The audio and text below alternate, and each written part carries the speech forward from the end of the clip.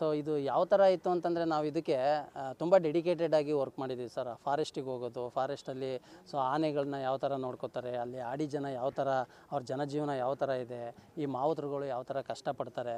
So ಮುಂಚೆ ನಾನು cinema ಮಾಡಬೇಕು, ಮಾವುತ ಸಿನಿಮಾ ಮಾಡಬೇಕು ಅಂತಂದಾಗ ತುಂಬ ಜನ ಹೇಳಿದ್ರು ಇದು ಲೈಫ್ ಆ್ಯಂಡ್ ಡೆತ್ ಕ್ವಶನ್ನು. ಈ ಆನೆಗಳು ನೀವು ವೈಲ್ಡ್ ಅನಿಮಲ್ಸ್ ಜೊತೆ ಎಲ್ಲ ನೀವು ಸಿನಿಮಾ ಮಾಡ್ತೀರಾ ಅಂತಂದರೆ ಯಾಕೆ ಚೆನ್ನಾಗಿದ್ದೀರಾ, ಒಳ್ಳೆ ಲೈಫ್ ಲೀಡ್ ಮಾಡಿ ಅಂತ. ಸೊ ಸತ್ರು ಪರವಾಗಿಲ್ಲ, ಆನೆ ಅಂತ ಮಾಡಬೇಕು ಅಂತ ಡಿಸೈಡ್ ಮಾಡಿದ್ದೀನಿ.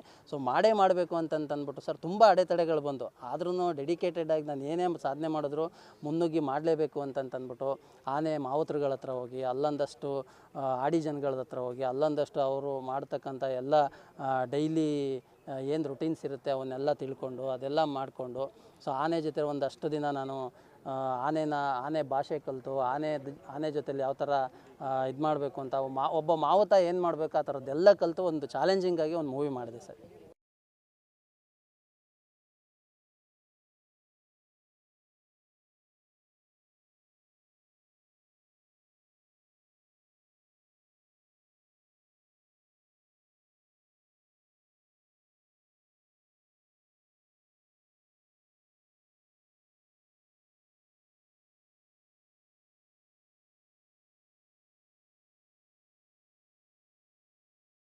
ಶೂಟಿಂಗ್ ಟೈಮಲ್ಲಿ ಸರ್ ಅದೇ ನಾನು ಮುಂಚೆ ಮಾವುತರ ಜೊತೆ ಎಲ್ಲ ನಾವು ಸರ್ಕಾರದಿಂದನೇ ಪರ್ಮಿಷನ್ ತೊಗೊಂಡು ಅಲ್ಲೆಲ್ಲ DCF, RFO ಸರ್ಸು, DRF ಅವರೆಲ್ಲ ಮಾವುತರುಗಳು ಎಲ್ಲ ಇರೋರು ಜೊತೆಯಲ್ಲಿ ಅವರೆಲ್ಲ ಜೊತೆಯಲ್ಲಿದ್ದೇ ಸಿನಿಮಾಗೆ ಸಹಕಾರ ಮಾಡಿ ಈ ಮಾವುತರುಗಳು ಗೈಡ್ ಮಾಡೋರು ಸರ್. ಏನು ಮಾಡಬೇಕು, ಯಾವ ಥರ ಮಾಡಬೇಕು ಅದನ್ನು ನಾನೊಂದಷ್ಟು ದಿನ ನನಗೂ ಅದನ್ನೆಲ್ಲ ಕಲಿಸಿದ್ರು. ಸೊ ಆ ಥರದ್ದು ಹೋಗಿ ನಾವು ಕಲಿತು ಆನೆ ಜೊತೆಗೆ ಹೆಂಗೆ ಮಾಡಬೇಕು ಅಂತೆಲ್ಲ ತಿಳ್ಕೊಂಡು ಮಾಡಿದ್ದೀವಿ ಸರ್. ಎಷ್ಟು ಜನ ಕಲ್ತಿರಿ ಸರ್ ನಾನಿದು ನನ್ನ 15 ಡೇಸ್ ಅಂದರೆ ನಾನು ಹೋಗ್ತಾ ಬರ್ತಾ ಇರ್ತಿದ್ದೆ, ಆನೆ ಹತ್ರ ಹೋಗೋದು ಬರೋದು ಅದನ್ನ ಒಂದು ಪರಿಚಯ ಮಾಡ್ಕೊಳ್ಳಿಕ್ಕೆ ಅವರು ಏನು ಟ್ರಿಕ್ಸ್ ಇರುತ್ತೆ ಅದನ್ನೆಲ್ಲ ಹೇಳ್ಕೊಡೋರು.